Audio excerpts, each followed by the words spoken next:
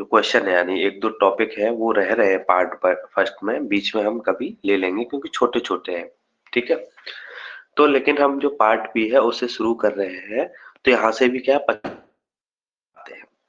तो यहाँ पे तुम सिलेबस में देखोगे देयर लॉट्स ऑफ डिसऑर्डर है ना, जैसे वेन्स के अलग बताएं कि वेन में क्या क्या डिसऑर्डर हो सकते हैं, है ना, आर्टरी जो होती है उसमें क्या क्या डिसऑर्डर होते हैं हो सकते हैं। ठीक, तो देयर लॉट्स ऑफ उसमें चीजें हैं, बट कुछ सेलेक्टिव चीजें हैं जो हमेशा रिपीट होती है, नो डाउट, तो उनको हम पढ़ेंगे। ठीक है, तो पहला क्या है, सिरा विकार। सिरा विकार का मतलब होता है जो वेन्स होती है हमारी, उनके जो डिसऑर्डर होते हैं उनमें से कौन से, तो ये रखना, ये मैं बताता जाऊंगा। खैर कि यहाँ से टिप्पणी बनती है, मतलब 5-5 नंबर का क्वेश्चन आता है। तो पहला क्वेश्चन बहुत फेमस है, डीवीटी, आपने नाम भी सुना होगा, उसका नाम है डीप वेन थ्रोम्बोसिस, डीवीटी। ठीक है, यानी जो डीप वेन है हमारी उसमें थ्रोम्बोसिस हो रही है। थ्रोम्बोसिस का मतलब क्या होता है, जो हमारा ब्लड का क्लॉट है, यानी कोई भी थक्का सा जम जाना। ठीक है, यानी हमारे पैर की या किसी भी जगह की ये डीप वेन है। डीप वेन का मतलब जो डीपली रहती है, उसमें क्या है, कोई थ्रोम्बस बन गया है। ठीक है, यानी क्लॉट बन गया है, तो उसको क्या बोलते हैं, डीप वेन थ्रोम्बोसिस बोलते हैं। तो देखो क्या लिखा है, थ्रोम्बस मतलब वही clot, thrombus formation in vein of the deep vein of leg is term as DVT. मतलब क्या है कि जो थ्रोम्बस है उसका फॉर्मेशन हो रहा है कहाँ पे, वेन्स में। ठीक है, जो डीप वेन है हमारी लेग की, उनमें थ्रोम्बस का फॉर्मेशन हो रहा है, इसी को डीप वेन थ्रोम्बोसिस कहते हैं। ठीक, अब एक क्वेश्चन है जो वाइवा में भी पूछा जाता है, आपकी नॉलेज में भी होना चाहिए, कि जो डीबीटी है उसमें भी क्लॉट बन रहा है। ठीक, दूसरा क्या है, आपने एम्बोलिज्म पढ़ा होगा रोग निदान में, उसमें भी जमता है क्लॉट। ठीक है, तो इनमें डिफरेंस क्या है, इनमें डिफरेंस है कि जो डीवीटी में क्लॉट जमेगा वो क्या होता है, इमूवेबल। इमूवेबल देखो यहाँ पे लिखा हुआ है, मतलब जैसे मान लो ये वाली वेन है तो यहीं पे ये इकट्ठा रहेगा, लेकिन जो एम्बोलिज्म जो होता है वो क्या होता है, उसमें मूवेबल होता है, मतलब यहाँ है तो हो सकता है हार्ट वाली वेन में चला जाए, ठीक है, कहीं और चला जाए, जैसे हार्ट अटैक वगैरह हो जाते हैं। ठीक, चलो, तो आपको पता होना चाहिए, एग्जाम में नहीं लिखना है। तो जो डीबीटी हमने उसका डेफिनेशन देखा, इटियोलॉजी मतलब ये ऐसा होता क्यों है, तो ऐसा हो सकता है कि किसी को ब्लड क्लॉट के डिसऑर्डर हो, यानी जो ब्लड क्लॉटिंग के जो डिसऑर्डर है वो हो सकते हैं, या कोई बंदा है वो क्या है, स्टैंडिंग पोस्चर में, प्रोलॉन्ग इन स्टैंडिंग पोस्चर, मतलब लंबे समय तक खड़ा रहता हो। कौन कौन हो गए, जैसे आपके फौजी हो गए, ठीक है, बेचारे खड़े रहते हैं, या जैसे कॉलेज में टीचर्स हो गए वो लंबे समय तक खड़े रहते हैं, यानी जिनका खड़े हो गए, जैसे चाट वाले हो गए, ये सब खड़े रहते हैं। ठीक है, वो ऐसा क्यों होता है ये आगे हम पूरा पढ़ेंगे, है ना। उसके अलावा इंजरी, है ना, इंजरी हो गई हो, है ना, इंजरी हो सकती है, कोई चोट लग गई हो उसकी वजह से, या किसी सर्जरी की वजह से, या कोई हार्ट डिजीज उसको रही हो उसकी वजह से डीवीटी हो सकता है। बहुत सारे केस डीवीटी के आते हैं जब तुम ओपीडी में बैठोगे। उसके नेक्स्ट, होता क्यों है, पैथोफिजियोलॉजी। ठीक है, 5 नंबर का क्वेश्चन आएगा, तो जैसे लिखा है वैसे लिख के आना, मेरे में भी यही आया था। ठीक, तो पैथोफिजियोलॉजी की बात करें तो ड्यू टू इटियोलॉजिकल फैक्टर, यानी जो हमने इटियोलॉजिकल फैक्टर पढ़े, इनके कारण क्या होगा, जो हमारी ब्लड वेसल्स है उनमें क्या हो जाएगा, ट्रॉमा हो जाएगा। क्या हो जाएगा, जो हमारी ब्लड वेसल्स है उनमें क्या हो जाएगा, ट्रॉमा हो जाएगा। ठीक, ट्रॉमा होने के बाद कारण क्या होगा, तो अब ये ब्लड वेसल है, अब यहाँ पे कोई चोट लगी, यानी चोट लगी है तो रक्त का स्राव होगा, यानी ब्लीडिंग होगी, है ना। तो जब ब्लीडिंग होती है तो जो क्लॉट, कहते हैं ना कि थोड़ी देर ब्लड स्किन पे था फिर जम गया, यानी रक्त का थक्का जम गया। क्यों जमता है, कि जो हमारे क्लॉटिंग फैक्टर है वो जैसी ब्लीडिंग होती है एक्टिवेट हो जाते हैं, पहले तो शांत रहते हैं, भाई उनका काम ही यही है, फिर वो कहते हैं, "ओ, चलो चलो चलो, काम आ गया, काम आ गया।" क्या काम आ गया भाई, खून को जमाना, खून को जमाना। ठीक है, तो क्लॉटिंग फैक्टर जो है वो स्टिमुलेट हो जाते हैं।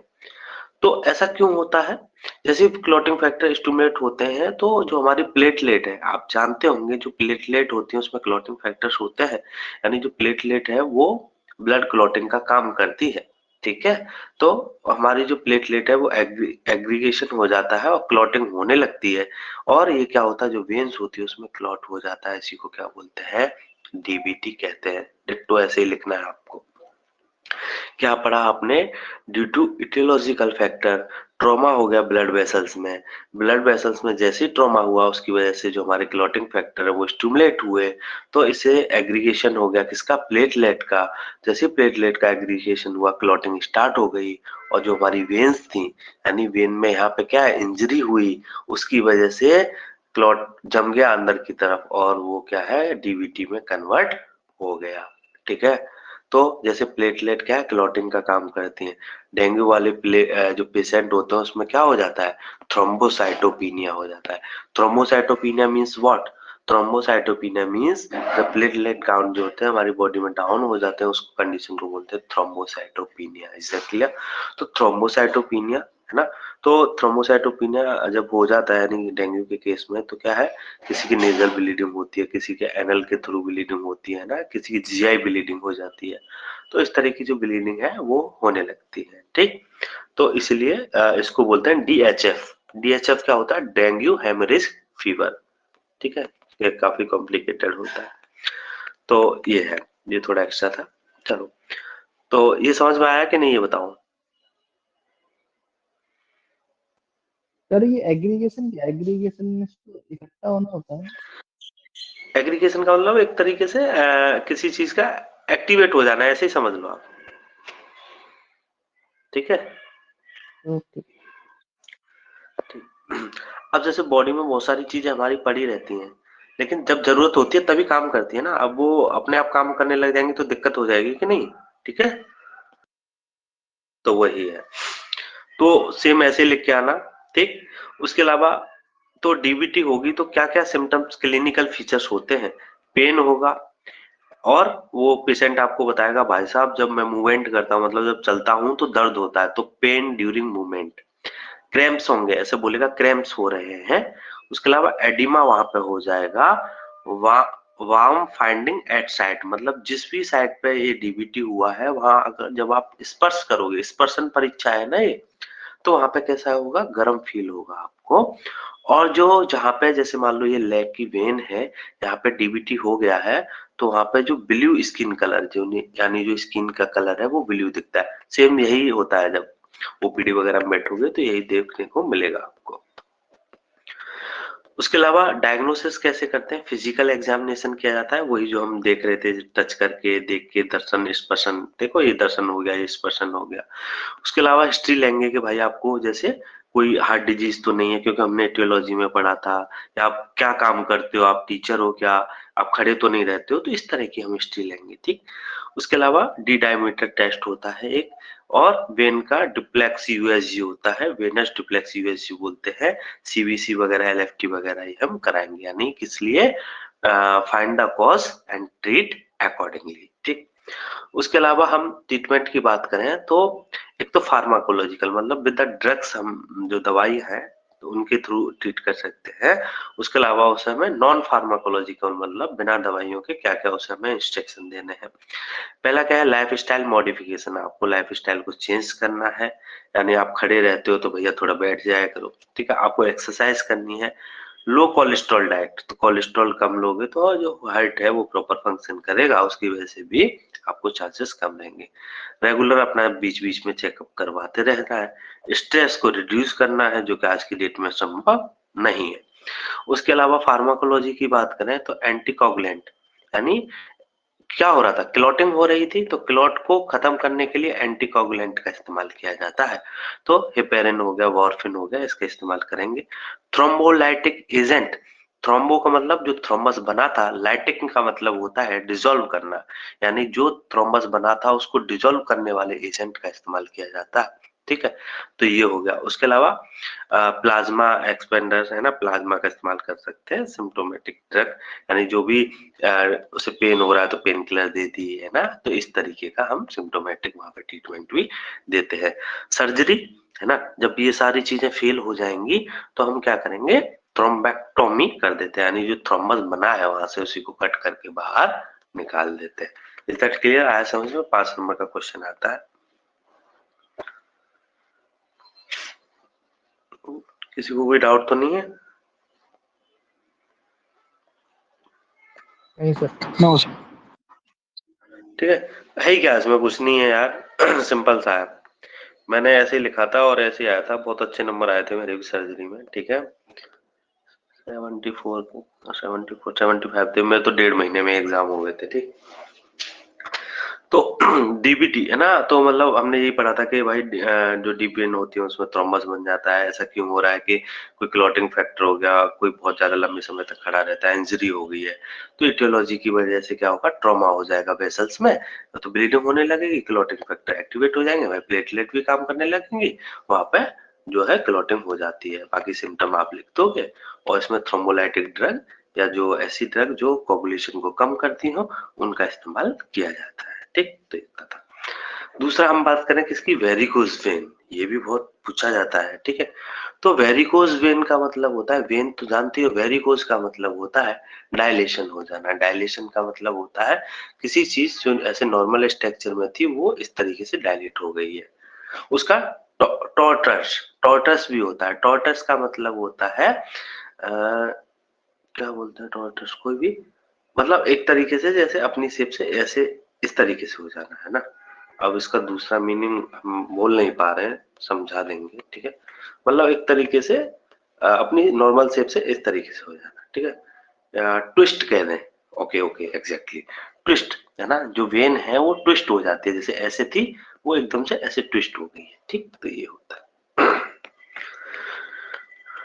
तो वीवी ये वो वाली वीवी नहीं है। ठीक है वीवी का मतलब क्या है, वेरिकोज वेन।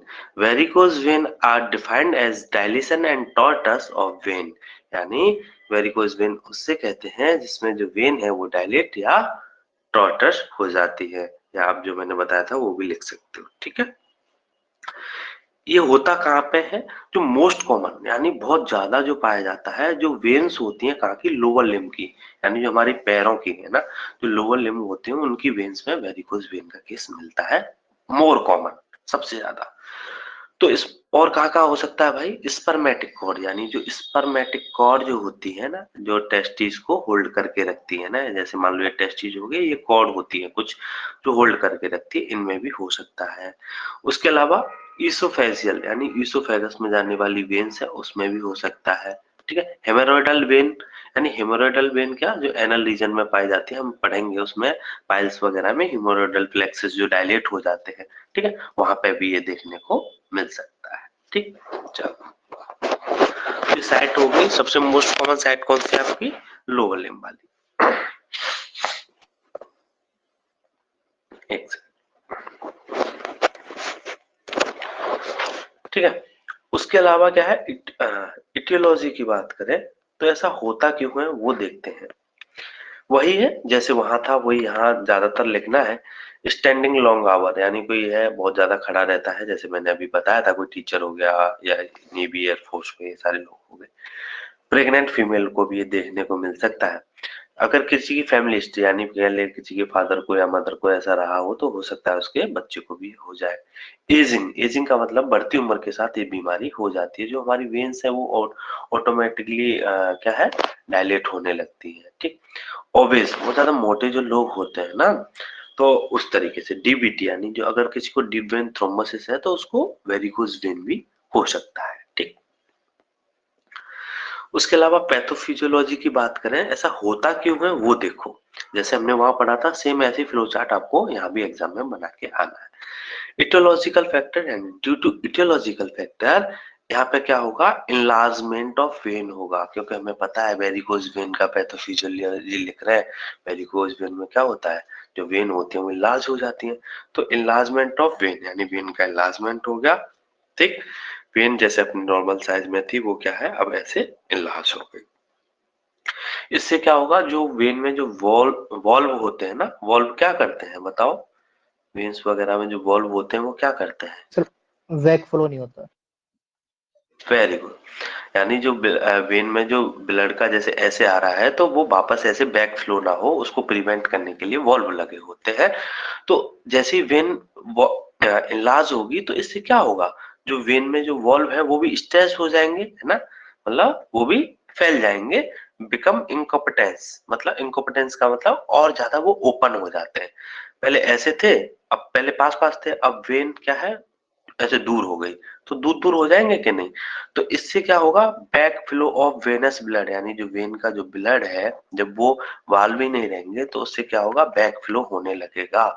जब बैक फ्लो होने लगेगा तो इससे क्या होगा, further increase distension of vein, यानी जो वेन है पहले उसमें मान लो, ऐसे एग्जांपल दे रहे हैं, ठीक है, 1 लीटर ब्लड था, अब पीछे से भी आ रहा है 2 लीटर हो गया, तो वो क्या होगा, डिस्टेंशन होने लग जाएगा। डिस्टेंशन का मतलब जैसे कहते हो ना, पेट आज बड़ा भारी भारी सा लग रहा है, फूल रहा है, उस तरीके का, ठीक है। तो इससे क्या होगा, जो क्लिनिकल मैनिफेस्टेशन है, यानी जो भी हमने सिम्टम्स बताए हैं, है ना, जो सिम्टम्स होते हैं वो वहां पर दिखने लगेंगे। इसी को क्या बोलते हैं, वेरिकोस वेन बोलते हैं। आया समझ में? पैथोफिजियोलॉजी होता कैसे है, बुक में पढ़ोगे तो हवा भी नहीं लगेगी। आया? आज पढ़ के देखना बुक में, ठीक है, समझ में नहीं आएगा। चलो, उसके अलावा ऐसा कैसे डायग्नोसिस करेंगे, वो हिस्ट्री लेंगे कि भैया आप क्या काम करते हो, वही सब। फिजिकल एग्जामिनेशन देखेंगे, डुप्लेक्स यूएसजी करते हैं इसमें, ठीक है, डुप्लेक्स यूएसजी करेंगे। वेनोग्राफी, यानी जो वेन्स होती है उनकी ग्राफी करते हैं असेंडिंग और डिसेंडिंग पोजीशन में, आरोही और अवरोही पढ़ा होगा आपने, ठीक। क्या क्या कॉम्प्लिकेशन हो सकते हैं, ब्लीडिंग हो सकती है, थ्रोम्बस, कैल्सिफिकेशन, ये इतना याद नहीं रखना है। ट्रीटमेंट की बात करें तो कंजर्वेटिव और सर्जरी, मतलब कंजर्वेटिव मतलब ठीक है, थोड़ा प्रिवेंट कर सकते हैं, लेकिन इसमें सर्जरी की जाती है। तो हम क्या करेंगे भाई, निदान प्रवचन कराएंगे, संक्षेपो क्रिया योग्य निदान प्रवचनम। तो प्रोलॉन्ग अगर स्टैंडिंग है उसको अवॉइड करो, ठीक है। उसके अलावा जो क्रैप बैंडेजिंग एंड इलास्टिक, जो stocking from toe to thigh, जैसे जैसे जैसे मान लो ये पैर है, यहाँ से वो क्रॉस बैंडेजिंग कर लेते हैं इस तरीके से, ठीक है, बैंडेज बांध लेते हैं टाइट, ठीक है। इससे क्या होगा, जो वेन है वो डायरेक्ट होगी, थोड़ा सा ऐसे हो जाएगी। उसके अलावा, ठीक है, बस इसको याद रखना है, पैरों को ऊपर खड़ा मतलब ऊपर करके रखना है। तो ये सब थोड़ा कंजर्वेटिव मेथड है। सर्जरी की बात करें तो हम क्या करेंगे, लाइगेशन एंड इनकम्पिटेशन ऑफ वेन, मतलब लाइगेशन करेंगे। लाइगेशन का मतलब क्या है, जैसे ये वेन है, ये डायलेट हो गई है, इसको लाइगेशन, लाइगेशन क्या होता है, एक तरीके से बांध देना, ठीक है। तो बांध देंगे उस वेन को, ताकि जो बैक फ्लो है वो स्टॉप हो जाएगा, तो उसकी वजह से जो वेन में जो डिस्टेंशन हो गया था वो भी इंक्रीज हो जाएगा, और यानी जो उसकी जो सिम्टम्स है वो कम हो जाएंगे, ठीक। उसके अलावा वेन स्ट्रेपिंग, मतलब वही वेन को स्ट्रिप करना, एक तरीके से बांध देना, या लाइगेशन करना, एक ही बात है। उसके अलावा ईपीएलटी कराते हैं, एंडोवेनस लेजर ट्रीटमेंट। इसमें सर्जरी नहीं होती, इसमें बाहर से ही एक तरीके से हीट देते हैं वेन को, ताकि वो सिकुड़ जाती है, ठीक है, इस तरीके से, तो उससे फायदा होता है। अगर ये सारी चीजें काम नहीं करती तो हम एंडोस्कोपिक वेनिंग सर्जरी कर देते हैं, यानी जो वेन है उसी की सर्जरी कर देते हैं। Is that clear? ये यहाँ पे 5 नंबर का क्वेश्चन आता है। आया समझ में आपको? हाँ, पर इसमें रक्त मोक्षण भी करते हैं क्या? हाँ मनीष, तो आज यही टॉपिक रहेगा, किसी को कोई डाउट है तो पूछ लो।